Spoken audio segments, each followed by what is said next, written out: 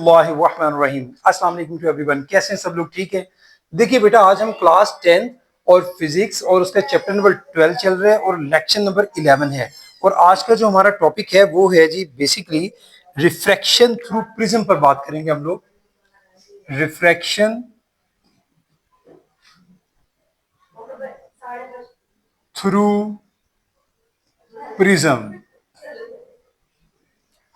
ये भी टॉपिक मैं आपका बेटा पहले जो है वो इसको मैं ड्रॉ करूंगा, फिगर बनाऊंगा सारी आपके सामने बना के, उसके बाद मैं इसको डिस्कस करूंगा। तो साथ साथ में आपको आप लोग फोकस कीजिएगा कि कैसे आपने इसको प्रिज्म जो है, असल में प्रिज्म जो है वो ट्राइंगुलर शेप में होता है, दो फेसेस होंगे प्रिज्म में। तो मैं यहाँ पर आपको बना के दिखाता हूँ। ये हमारे पास एक ट्राइंगुलर शेप में प्रिज्म है। इसका नाम रख लेते हैं सपोज ये ए, बी और सी। होता क्या है भाई, कोई लाइट रे जैसे ही एंटर होती है प्रिज्म में, ये देखें, इससे हिट करेगी।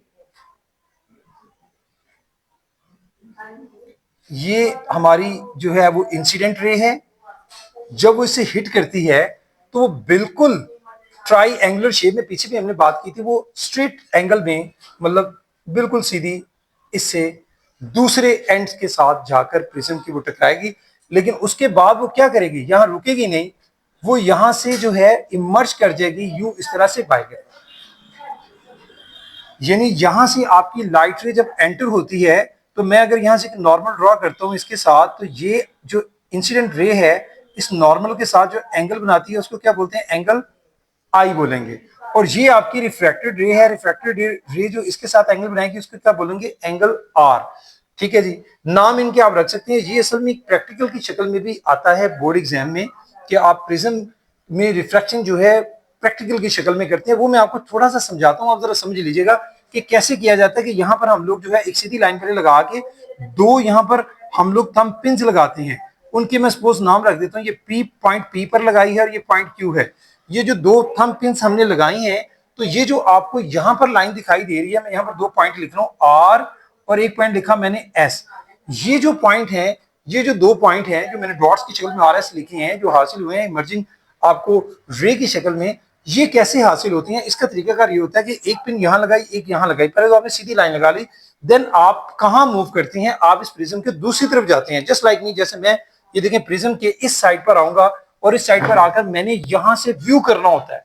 इस जगह से मैं प्रिज्म से व्यू करता हूं, तो व्यू करके जहां मुझे ये दोनों पिन जो है वो बिल्कुल एक सीध में मुझे कैसे दिखाई दे रही होती हैं, मुझे बिल्कुल ये ऐसे दिखाई दे रही होती हैं, यहां से ऐसे सीध में दिखाई दे रही होती है, बिल्कुल मतलब स्ट्रेट दिखाई वो मुझे ऐसे दे रही होती हैं। लेकिन पिन जो हम लगाएंगे इसको देखते हैं, वो यहां लगेगी फर्स्ट ऑफ, फिर यहां लगेगी, फिर इसको हम लोग मिला देते हैं।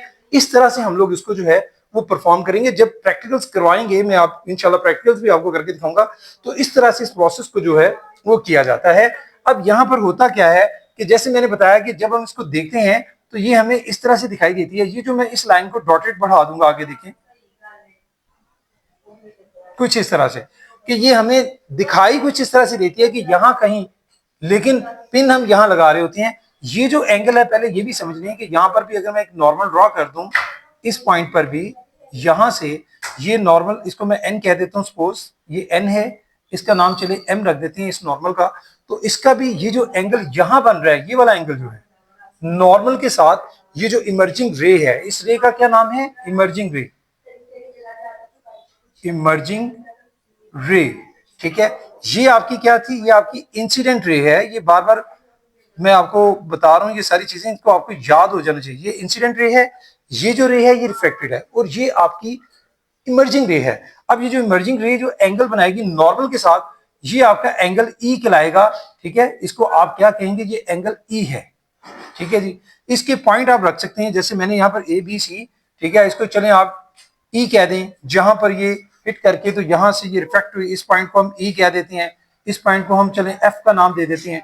ठीक है, अब ये जो आपकी रे है जो मैंने आपको बताया, ये हमें जो दिखाई देती है, जैसे मैंने बताया कि ये पीछे से हमें बिल्कुल सीधी, लेकिन यहां जहां हम लगा रहे होते हैं वो हमें इस तरह से, ये जो लाइन है ये लाइन बिल्कुल सीधी दिखाई देती है। कुछ इस तरह से हमें लगता है कि ये यहां कहीं जो है ये लाइन इस तरह सीधी आ रही है, यानी यहां से आ रही है वो यहां से, एक्चुअल वो ये जा रही है, लेकिन हमें दूसरी तरफ से देखने से इस तरह दिखाई देती है कि लाइन ये वाली जो पिन लगी हुई है वो यहाँ कहीं लगी है, यहाँ लगी है, यहाँ लगी हुई है, और उसी की सीध में बाकी दो पिन भी लगाई जाती हैं।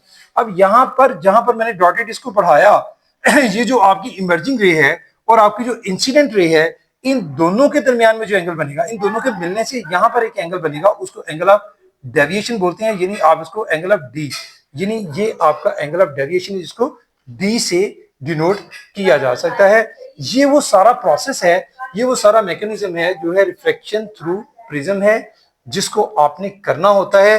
ठीक है, आप इसके लिए फिक लिख सकते हैं, मैं जैसे आपको बार बार बताता हूँ, तो फिक का नाम नहीं रखना होता जो बुक में लिखा होता है, आप खुद से फिक जो है लिख सकते हैं कि आपका क्या है, रिफ्लेक्शन थ्रू प्रिज्म। ठीक है, आप यहां लिख सकती हैं आपने जो काम किया सारा वो क्या है, रिफ्रैक्शन थ्रू प्रिज्म। और जो आपका प्रिज्म है वो क्या है भाई, एक ट्राई एंगुलर ग्लास है। ठीक है जी, ट्राई एंगुलर ग्लास प्रिज्म, जिसमें हम लोग ये सारा रिफ्लेक्शन का प्रोसेस जो है वो हमने डिस्कस किया। बाकी सारी चीजें जैसे मैंने आपके सामने ये सारे पॉइंट्स इसलिए लिखे हैं, इनके नाम इसलिए रखे हैं कि जब आपने इसको एक्सप्लेन करना होता है तो आपने यही सारे पॉइंट्स जो हैं, जो नाम हमने रखे हैं, उसी के मुताबिक सारा कुछ इसका लिखना होता है कि भाई पी क्यू क्या है, ये जहां कहां पे हिट कर रही है, ई पे कर रही है, नॉर्मल कौन ड्रा हो रहा है, दूसरा नॉर्मल कौन ड्रा हो रहा है, रिफ्रैक्टिव रे कौन सी है।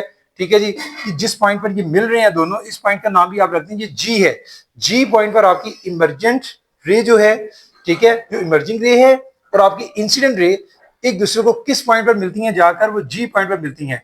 ये जो पॉइंट जी है, यहां से हम जो है इन दोनों के दरमियान जो एंगल होगा, ये वाला एंगल, इसको एंगल ऑफ डेविएशन बोलते हैं। ये आपका इमर्जेंट एंगल है बाहर की तरफ। तो ये सारी चीजें आपने अंडरस्टैंड करनी होती है। मैं थोड़ा सा इसकी आपके साथ रीडिंग भी कर देता हूँ, ठीक है, आप समझ जाएंगे इसको। मजीद बनाना आपने पहले इसकी फिगर है, डायग्राम है, फिर इसको समझना। तो प्रिज्म क्या है, prism is a transparent object made of optical glass, ठीक है जी, with at least two smooth plane faces inclined towards each other. दो प्लेन फेसेस अगर आप देखेंगे इसको, दो प्लेन फेसेस होते हैं, उनके साथ मिलकर आपका प्रिज्म बना होता है। ठीक है जी, smooth, from which light is reflected. अच्छा, in case of triangular prism the emergent ray is not parallel to the incident ray. आप देख सकते हैं कि आपकी ये इंसिडेंट रे है और ये आपकी इमर्जेंट रे है, दोनों कतन एक दूसरे के पैरेलल नहीं है। अगर पैरेलल होती तो कभी भी एक दूसरे को वो कट ना करती। ठीक है जी, तो in the case of triangular prism the emergent ray is not parallel to incident ray, it is deviated. ये डेविएट की है, ये जो हमने एंगल निकाला है ये डेविएट कर गई है।